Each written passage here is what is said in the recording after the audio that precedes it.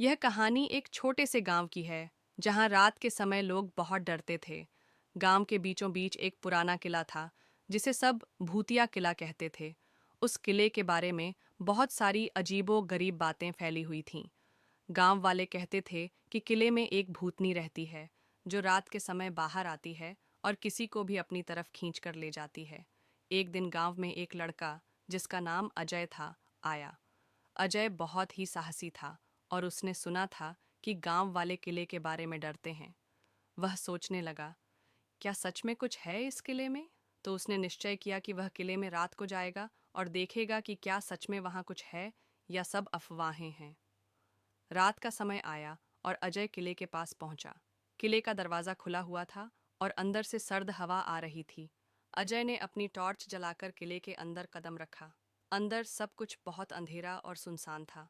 दीवारों पर पुराने खून के धब्बे और दरारें दिखाई दे रही थीं।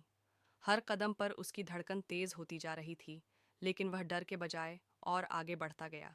वह किले के अंदर के एक कमरे में पहुंचा जहां एक पुराना सिंहासन रखा हुआ था।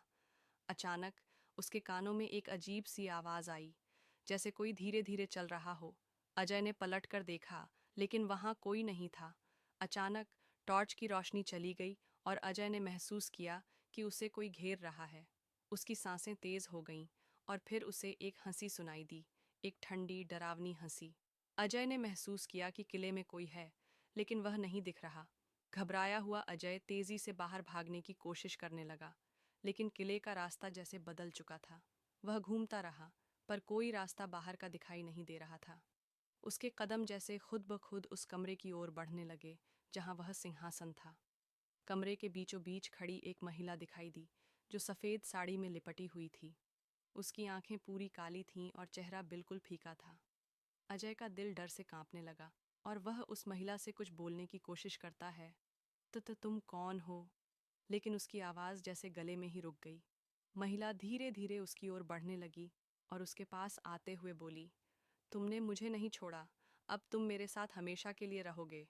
अजय जोर जोर से चिल्लाया, लेकिन कोई मदद नहीं आई। महिला ने उसकी ओर हाथ बढ़ाया और उसके शरीर को खींच लिया। अजय ने पूरी ताकत से छुड़ाने की कोशिश की, लेकिन महिला की पकड़ बेहद मजबूत थी। अचानक अजय की आंखें बंद हो गईं और वह बेहोश हो गया। अगली सुबह गांव के लोग किले के पास पहुंचे और अजय को वहां बेसुध पड़ा पाया। उसे अस्पताल ले जाया गया, लेकिन वह कभी ठीक नहीं हुआ। वह हमेशा डरा डरा सा रहता था और वह किले की तरफ देखता रहता था। उसने सबको बताया कि किले में एक भूतनी है जो उसे हमेशा के लिए अपनी तरफ खींचना चाहती है। गांव के लोग फिर से किले से दूर रहने लगे, लेकिन अजय की कहानी अब भी उनकी जुबान पर थी। लोग कहते हैं कि जो भी उस किले में रात को जाता है वह कभी न कभी वापस नहीं आता। और इस तरह वह भूतिया किला आज भी गांव के लोगों के लिए एक खौफनाक याद बन चुका है।